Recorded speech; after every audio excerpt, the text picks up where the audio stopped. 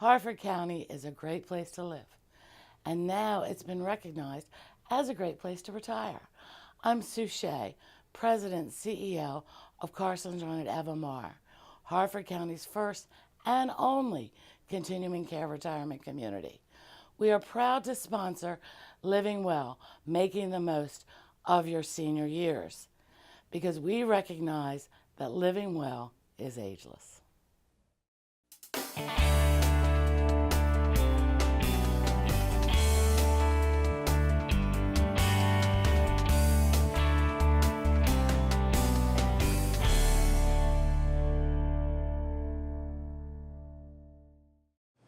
Welcome to this edition of Living Well, making the most of your senior years. I'm your host, Terry Troyer. I'm here at Brad's Farm Market, where you can get fresh fruits and vegetables, their own meats, and enjoy events to celebrate the agricultural bounty of every season. On today's show, we're going to tackle downsizing and figure out what to do with all that extra space now that the kids have moved out of the house. We'll get some expert advice on how to check in on our spiritual health. That's just as important as our physical and mental health. We'll get you started on some Tai Chi, sharing some basics so you can enjoy the benefits of this very popular form of exercise. And we'll find out how to give our salads and sandwiches a nutritional shot in the arm by adding microgreens. But first, let's find out how we can discover or rediscover our passion by putting our time and energy where our interests lie and making our neighborhoods and communities stronger.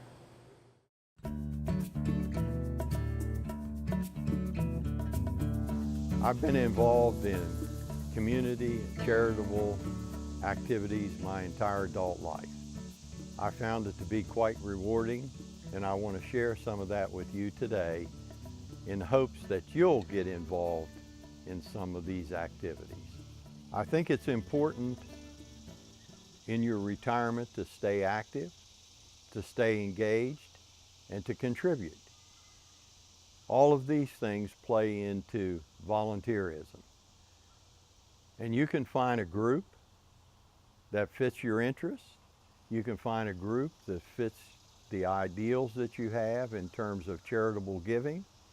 You can find a group within Harford County that will improve the life for everyone. When you're thinking about getting involved, think about some of the activities that support children, that support elderly people, that support the poor and the homeless. Think about where your interests lie. Think about, for example, can I volunteer in a school? Can I volunteer in the library? Can I volunteer at the Upper Chesapeake Medical Center? Find those places where your interests lie, and then see if there's an opportunity for you to devote your talents, your skills, your knowledge to those endeavors. When you retire, you have the opportunity to decide what you want to do.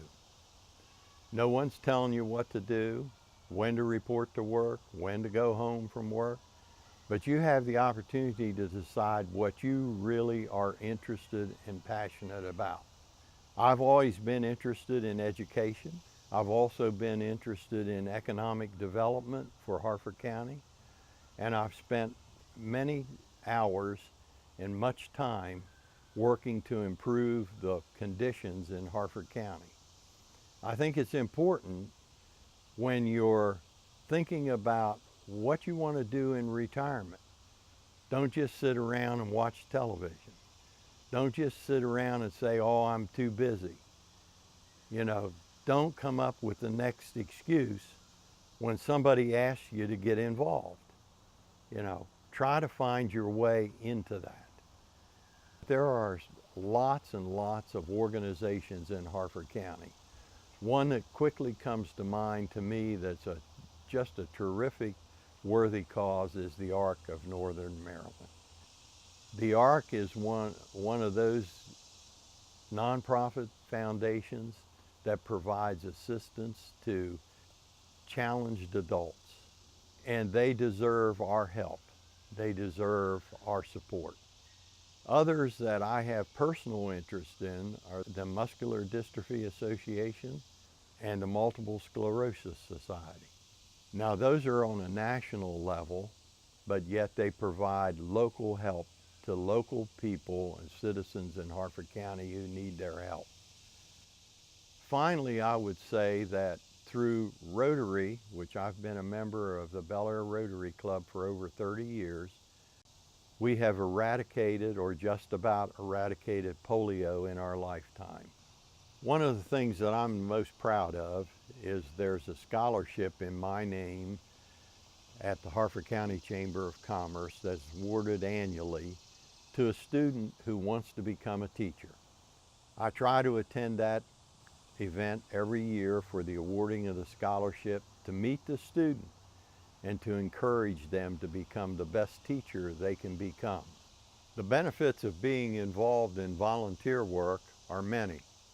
Especially there are the self-gratifying benefits that you can enjoy.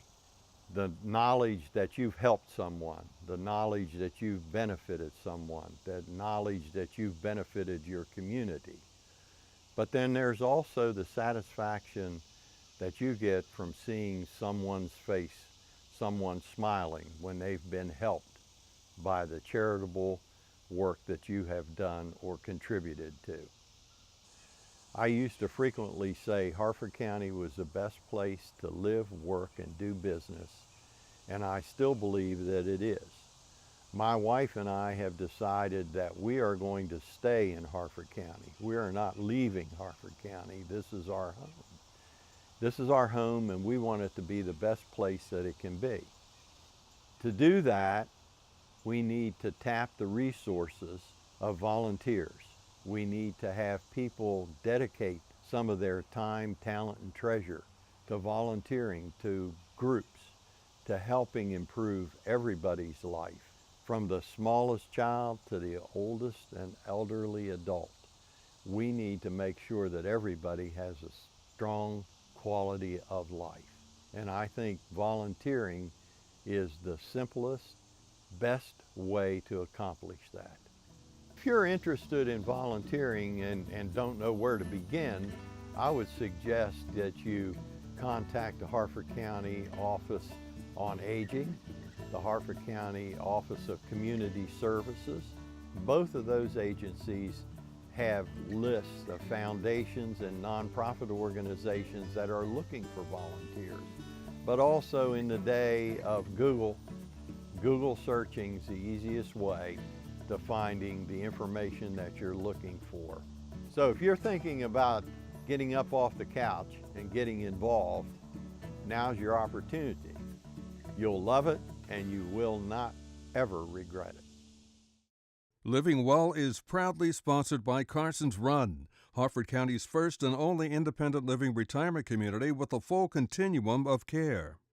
For me, Harford County will always be home. My favorite spots? The waterfront views and Havre de Grace, catching a game at Ripken Stadium, biking and hiking the trails, or relaxing with great food, local wines, or a brew. Join me and create your memories in Harford County. Welcome back to Living Well, making the most of your senior years. Once the kids have flown the coop, many of us are considering downsizing, moving to a smaller, easier to care for place. It's a big decision, so we're asking the experts for some sound advice.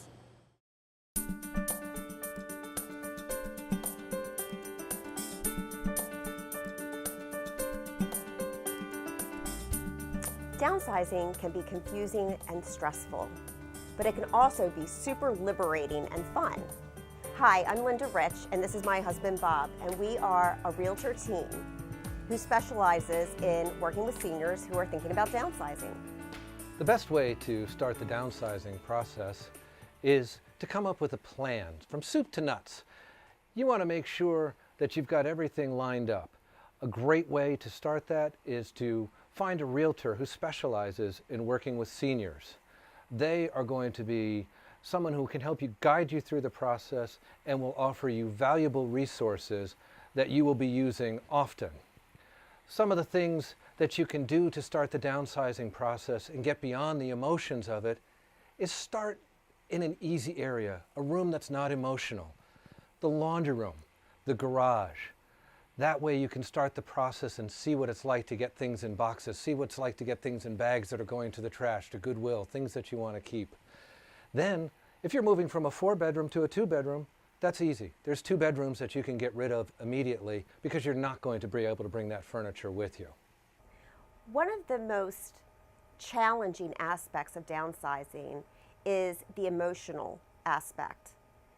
You're working with a lifetime of items, personal mementos, and just things that you're now deciding to pare down to the most essentials or the few special items that you want to take with you.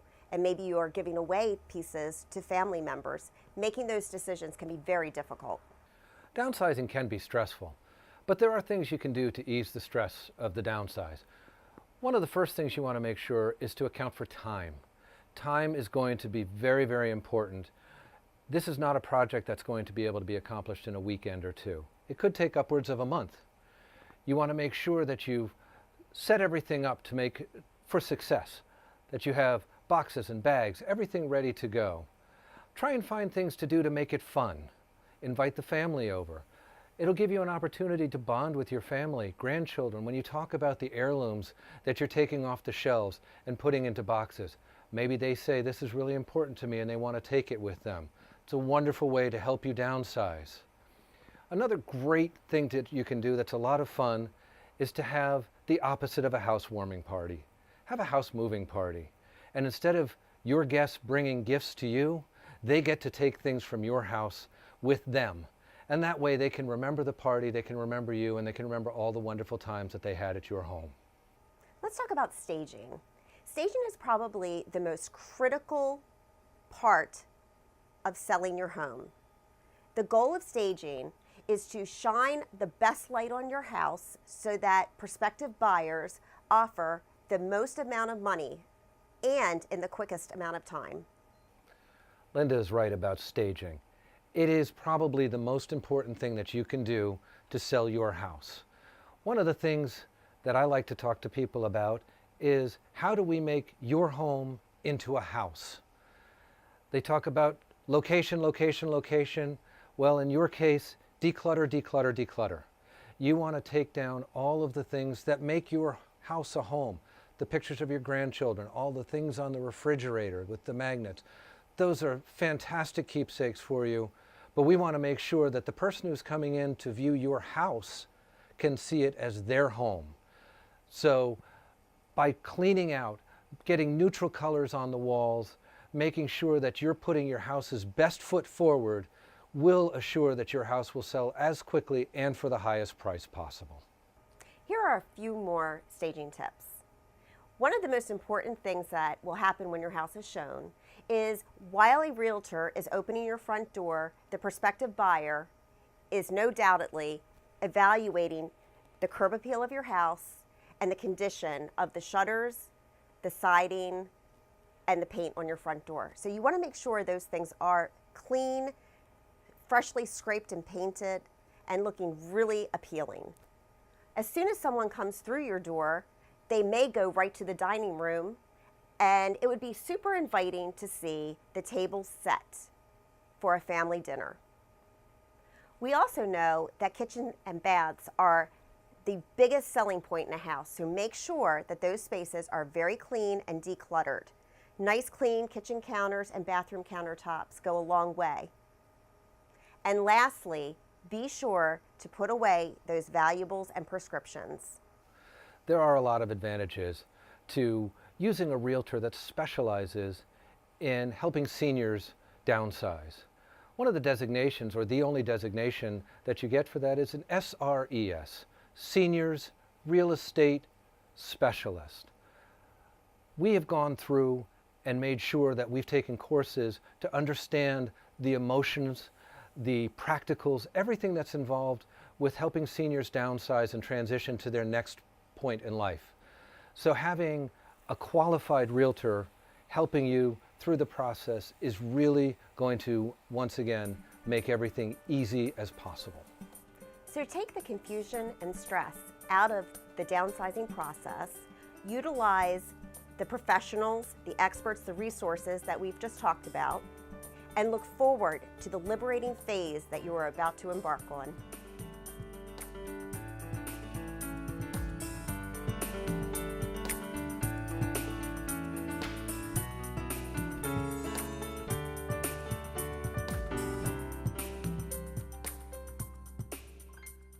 And once you've downsized, it doesn't mean you have to give up your love for gardening.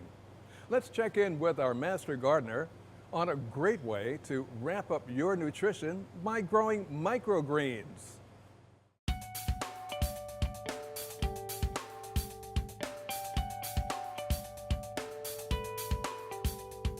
Have you had a fancy sandwich recently at a restaurant and on top of it were some zesty greens and maybe you wondered what they were? Probably they were microgreens. These are so easy to grow, anybody can do it at home, and it's a lot cheaper than buying them at a grocery store. Let me show you how easy. All you need is an old clamshell that you've recycled from the salad bar at the grocery store. You will have to go to the store and purchase some potting mix. Fill your container with about 1 inch deep of potting mix. Then you have to purchase some microgreens from a seed store, or you can use other seeds, which I'll show you. Level your soil out and then spread your microgreens on the top. It is nice to cover them a little bit with some potting mix. Sow them heavy because you want them next to each other. Pat them in the soil. You're going to water them in with your watering can. You haven't put any drainage holes because that's not necessary. This whole process is going to be completed within 2 weeks of time. Moisten it up. You can close it up, put it in a sunny windowsill in the kitchen, and as soon as they start to grow, you're ready to eat. Here's my sample. These will germinate in 3 to 5 days in a sunny windowsill. You just take scissors and snip them off, or you can pull them off individually and just eat the top portion off. I bet you're wondering, what kind of plants are these? They come in all different kinds. Sometimes they're radishes, there's different cauliflower, broccoli, all kinds of mixes are in the microgreen seed mix. You might even have some leftover seeds at home, like some cilantro or basil or old radishes. You can do the same thing, just sow them into a shallow container with some potting mix, let them grow, and cut them while they're real small. They're full of nutrition, and you'll be healthier for it. So maybe you've got some more gardening questions. Stop by and visit us at the street office where the Ag Center is located, or you can give us a call and find the Master Gardeners. We're teaching classes throughout the county. Love to help you. Looking for something to do? Check out Live at Harford Community College, a new resource that provides info about all cultural and community events on campus in one convenient location. HCC offers a wide variety of events, from national touring acts to jazz, magic, ballet, art and history exhibits, lectures, and more. A new interactive website can be searched by date, location, and event type. Information is also available on Facebook and Twitter. Visit us online today. Living Well is proudly sponsored by Carson's Run, Harford County's first and only independent living retirement community with a full continuum of care. In case you haven't heard, Tai Chi is great for balance and concentration and focus, and really easy on your joints. Let's learn some of the basics so we can get on board with Tai Chi.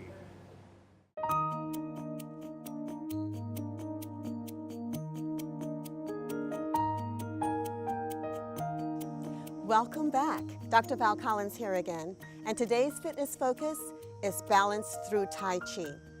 Balance is something that's a challenge from infancy to aging, and sometimes in between due to conditions like neuropathy of the feet from diabetes, sometimes from a shift in the center of gravity from obesity and pregnancy. Maybe it's vertigo or an issue with the inner ear.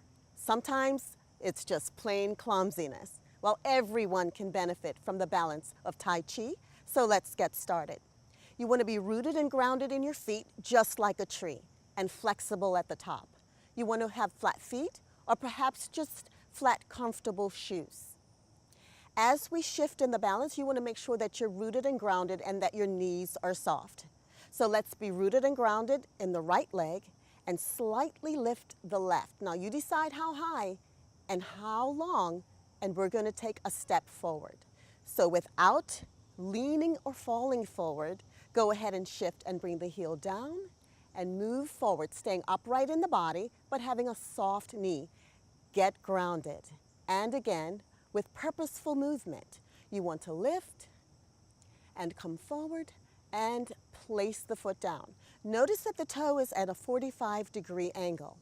Let's step back, because movements in life are forward, backward, and sideways. So we're going to try to move backward. Don't get nervous. Go ahead and start to shift by getting rooted on the right and lifting on the left. You decide how long and how high. You can challenge that as you go. As you move back, you're going to ball heel down, and again, soften that front knee, get grounded on that leg, and then shift back again. As you know, you can also stumble to the side, so we're going to shift our focus over to the left. First, start by turning your toes in that direction. Then go ahead and lift. Come forward, heel toe down, and notice that I soften the knee to come in that direction. Let's try it on the other side. Go ahead and lift and replace that leg. Turn the right foot out, shift your focus over to the right, lift, and come forward on that side.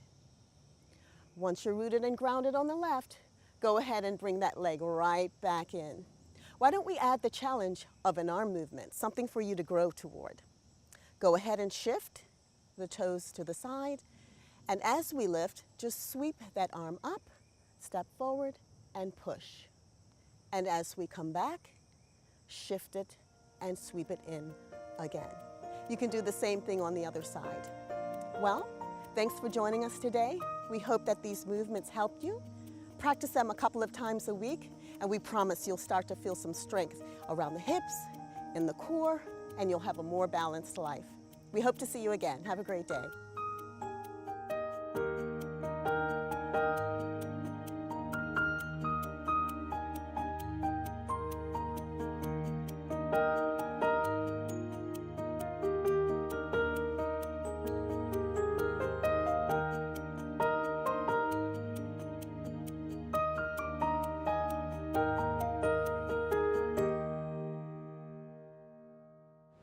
Lots of us think that physical health is the only thing we have to pay attention to in our lives.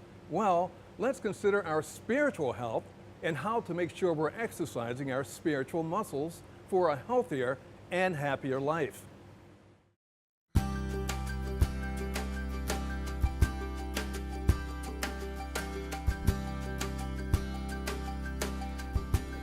To me, the first place to assess one's own spiritual health is their own perspective of themselves. How do they feel about themselves? Do they feel comfortable enough? Can they appreciate the imperfections of their life? Can they be filled with a sense of gratitude and a sense of appreciation? Are they engaging in a way that's meaningful for them? Strengthening our spiritual health requires a commitment of time and energy. It requires a sense of knowing who I am, a mindful awareness of what I need, where are my passions, where do I desire to be? And therefore, when I understand that, then being able to go out and make those connections. So people who are seeking the God of their world, making those connections to faith-based communities. People who are looking for like-minded people, discovering this group that meets here. People who are maybe inclined to do a lot more reading, spending some time reading and exploring those issues that they really have a passion or interest for. The gift of spiritual health is putting it into practice, which requires me to be in relationship with myself, with others, and if I believe, with God. That requires a place of being vulnerable. And in today's society, that's a very difficult place for many people to feel, is being vulnerable. And I recommend always that people just take little baby steps. Do an activity for a short period of time. See how it works, see how it feels for you. And find those activities. Search, be inquisitive, be passionate. Go out there and try to find those things that will nurture you based on what you need. So when we look at spiritual wellness, what I evaluate as a chaplain is somebody's connectedness. Are they connected to themselves, to others, to life? What I'm looking for is their connection with love, with hope, how they interpret the world in a way that they find meaning and purpose. When people are challenged by meaning and purpose, what I look for is where is the struggle? I see things like anger, lack of forgiveness, guilt, regret, and we explore those issues to understand what's driving that. Sometimes people make decisions that ultimately are the wrong choices for them, and they discover that in some very uncomfortable, difficult situation, and they need to look back and reconcile that, and that's regret. If they are spiritually healthy or on a path towards spiritual wellness, the gift is by integrating who they were then and who they are now to realize that they probably were doing the best they were doing then, and therefore what purpose does regret have? Well, maybe it has a wisdom built into that, so therefore if I can forgive myself and free myself of that which I've caused to lead to regret, whatever that statement is, can I love myself enough then to allow wisdom to come in, learn from that, and be able to move on? But regret can hold people back. It's an incredibly strong emotion that may really cripple people moving forward in their life. So one of the challenges of life is change. And with change, one needs to adapt. When one is unable to adapt or one struggles with that change in a very profound way, it leads one to experience loss. And from loss comes grief and mourning. So when you look at loss and the associated grief and mourning, that's a whole life spectrum. And those loss issues that we experience are all throughout our life.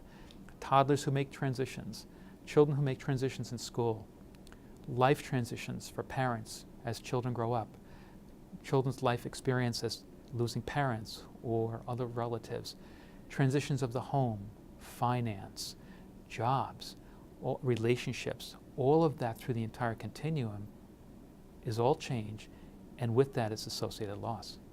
When we look at the human nature of who we are, we consider ourselves body, soul, spirit, mind, emotions. That soul, the essence of who we are inside of this shell that we call a body, wants to express itself to the world, wants to communicate to the world.